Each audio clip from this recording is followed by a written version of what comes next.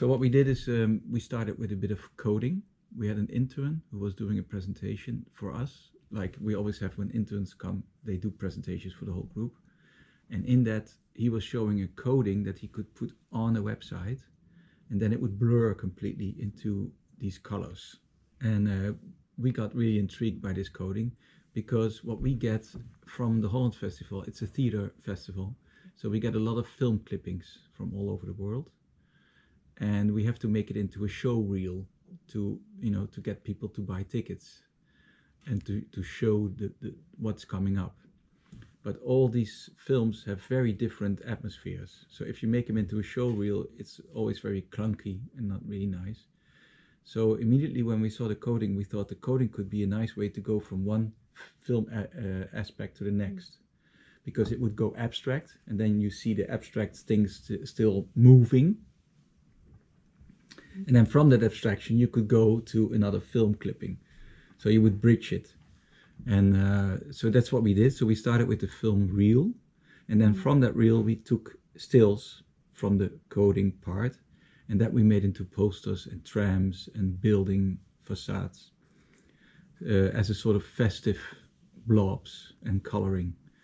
So it started with moving image, and then coding, and then stills, and then print. So it was the other way around than normally people work. They start with the poster and then they start animate it into the other things. And this was the other way around. And it was only very difficult to get out of the computer a high-res image, because the computer resolution is not that high. So if you want to really make a poster with that, with a still from a film on a computer, then the resolution is not good enough. So first we got a programmer here for 2 days to see if he could get things out, because if we zoom in the computer, it stays clear and it stays well defined. But if you zoom out and you take a screenshot, it will not work. So after 2 days of coding, he did not manage to get the image out that we were looking for. So after 2 days, in a sort of frustration, yeah, but if you zoom in, it's still clear. So, and then we started zooming in and we thought, hey, wait a second, what if we take a screenshot of the zoom and we tile them together? So the poster is actually eight screens, and they fit it together exactly. So that's how we got it out of the computer.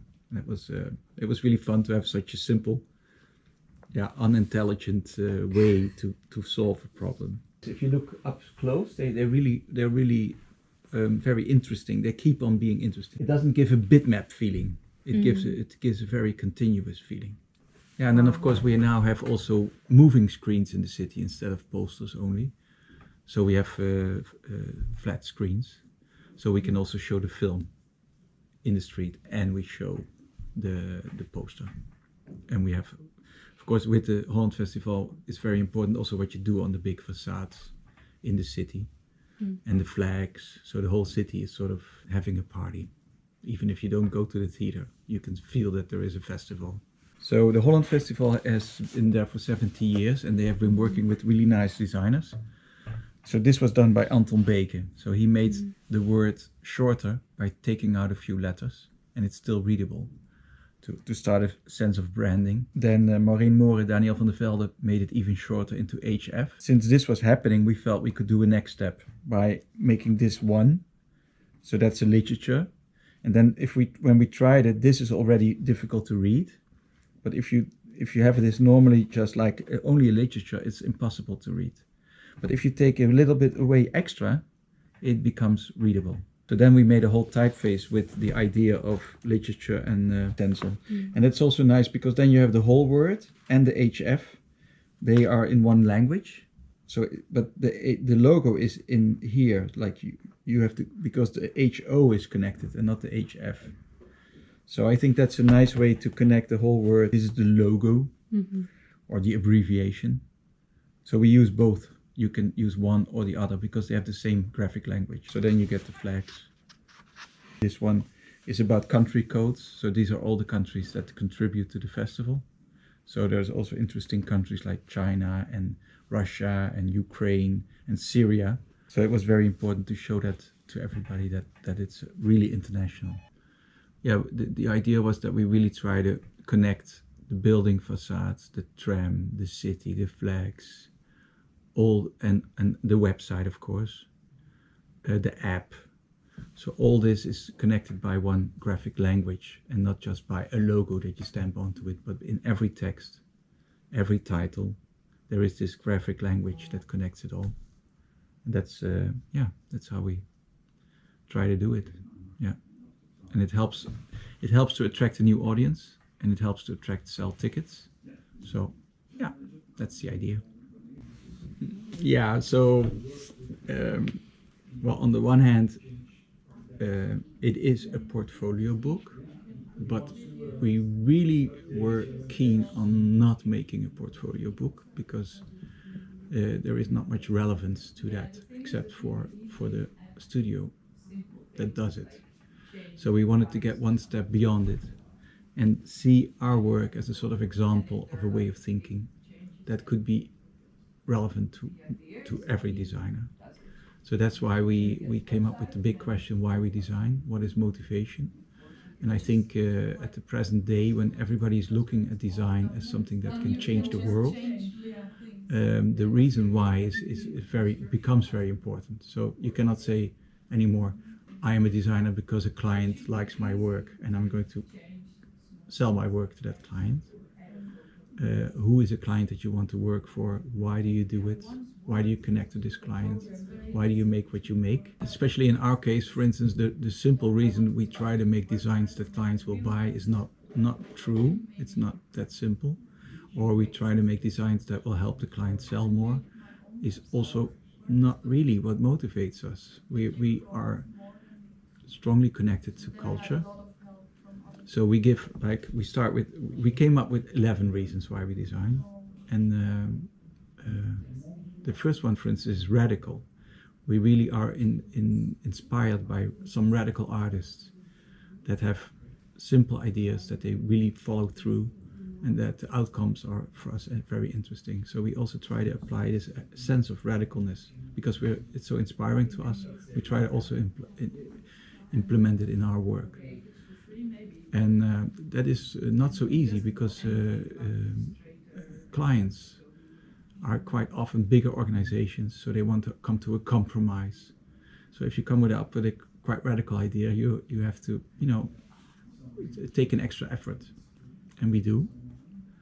And then the next reason is concept. So we stem from the 90s, and that was a sort of beginning of the Dutch conceptual design era. And it's very strongly connected to 3D design, to product design, and to a group called Droog Design. I don't know if you know them.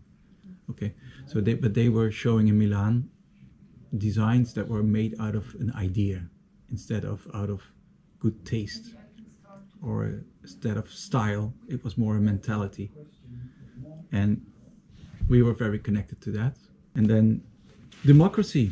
Here they are, all 11. So democracy is very important for us, I think, to if you are in a visual rhetorical business, you can also make people less free and less responsible for their own lives and politics, but you can also make them more free, I think, and make a freer circling of ideas.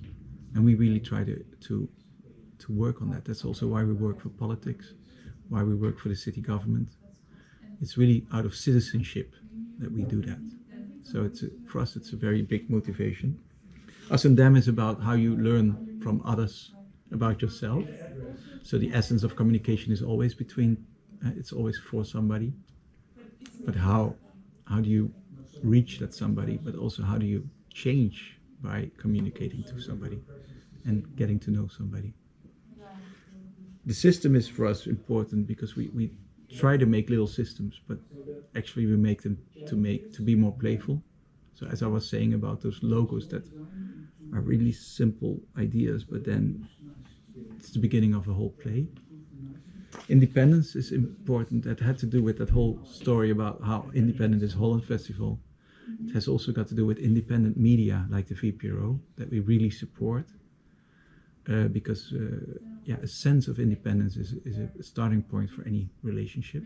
So we don't want to be, also with clients, we want to be quite independent. Although we're dependent on clients as a whole, in the individual clients, we have an quite independent role. Expose in public is about the fact that we really want to reach out, show it, and be there and add to the public domain with design. Impact is that we do feel that it can have an impact, that we can sell more tickets or change design a little bit. Empower is more like the Yoni projects, for instance, that you try to make people feel stronger, clients or clients of clients, in what they do and how they feel, that they take themselves more seriously. And change is an overall, I think, issue of design, that every design is changing something into something. So that's what we came up with. And so with every of these themes, we add like 4 projects. But within the themes, they are in the gray parts, in the silver parts. So first we have a text. And then with the text we have sort of visual quotes from art, design, culture to give it a sort of context and perspective. And then we move on to, so this is for instance the history of the Holland Festival. And then we move on to a few projects that express what we are trying to say on a more intellectual level. Yeah. So that's the whole book.